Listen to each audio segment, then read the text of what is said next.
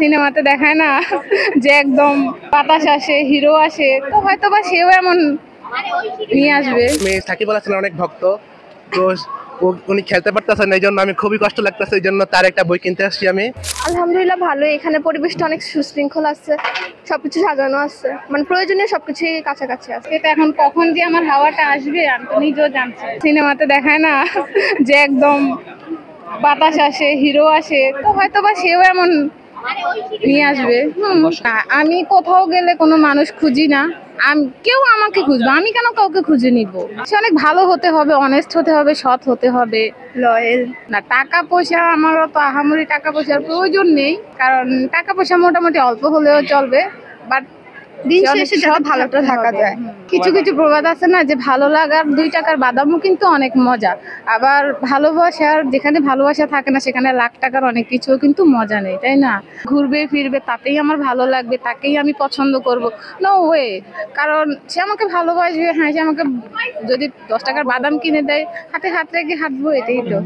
সেই মানুষটার উপলক্ষে কি বলবো, সেই মানুষটার উপলক্ষে আসলে আমার কিছু বলার নাই। যদি সে আসে, অবশ্যই সে আমার জীবনে আসবে, দেখবে জানো আমি এমন একজনকে চাই যে আমার মতো হবে, আমাকে আমার মতো করে ভালোবাসবে, মানে আমাকে আমার মতো করে চাইবে, তো আমি তাকে বুঝবো, সে আমাকে বুঝবো, ফ্রেন্ডলি একটা সম্পর্ক থাকবে, সেটা ঠিক আছে। তো এটাই হলো বড় কথা। কাফি ভাইয়ের স্টলে গিয়েছিলাম, তো সেখানে কাফি ভাইয়ের না, কাফি ভাইয়াকে পাইনি।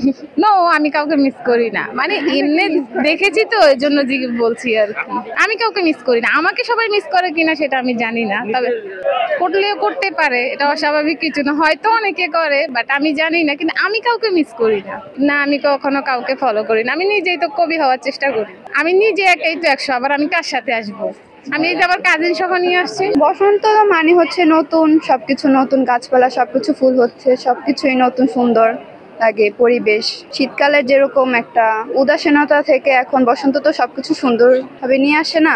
আমি এই প্রথম আসছি, আগে আসা হয় নাই, এই প্রথম আসছি, খুবই ভালো লাগতেছে। অনেকে আছে এখনো আমি মানে দেখা হয় নাই, দেখতেছি ঘুরে ঘুরে। আমার কাছে মোটামুটি সবই ভালো লাগে, এরকম নাই পছন্দ নাই, যেটা ভালো লাগবে সেটা নেবো। আলহামদুলিল্লাহ ভালো, এখানে পরিবেশটা অনেক সুশৃঙ্খল আছে, সবকিছু সাজানো আছে, মানে প্রয়োজনীয় সবকিছুই কাছাকাছি আছে। আনিসুল হকের বইগুলো ভালো লাগে। না এখনো যাই নাই, মাত্র আসছি তো, এখানে ঘুরতেছি, ওইখানে পরে যাব। এখন পর্যন্ত কিনিনি, তবে সাদাত হোসেন আর ওবায়দ হকের 2টা বই কেনার ইচ্ছা। বাংলাদেশের মধ্যে ফেভারিট মুশফিকুর রহিম, অবশ্যই তার ক্যারিয়ার নিয়ে যদি একটা বই হয় তাহলে আমরা অনেক খুশি হব। এমনি কোনো পছন্দের কোনো বই নাই, কিন্তু আমার একটাই পছন্দ, যেমন আমি সাকিব আল হাসানের অনেক ভক্ত, তো উনি খেলতে পারতেছেন না, এই জন্য আমি খুবই কষ্ট লাগতেছে, এই জন্য তার একটা বই কিনতে আসছি আমি। একটা আছে, একটা যে ভিন্ন চোখে আপন চোখে, ওইটা আমি খুঁজছি। ঘুরতে আসলাম, ওকে ছবি তুলতে আসলাম, ওর ছবি তুলে দিতে, তো ওনার অধিকার আছে, অবশ্যই অধিকার আছে, বললে বড় অধিকার আছে। এখন সমালোচনাও আছে, ভালো কথাও আছে। তো এখন ওই যে ওনার বাড়ি পুড়িয়ে দিয়েছে শুনছি, কাজটা ঠিক করেন একদম। কেন ওনার বাড়ি পুরাবে কেন? কেমন কথা ভাই, আপনার বাড়ি এখানে বাড়ি পুরাই ফেলবে, খুবই নিন্দা জানাচ্ছি।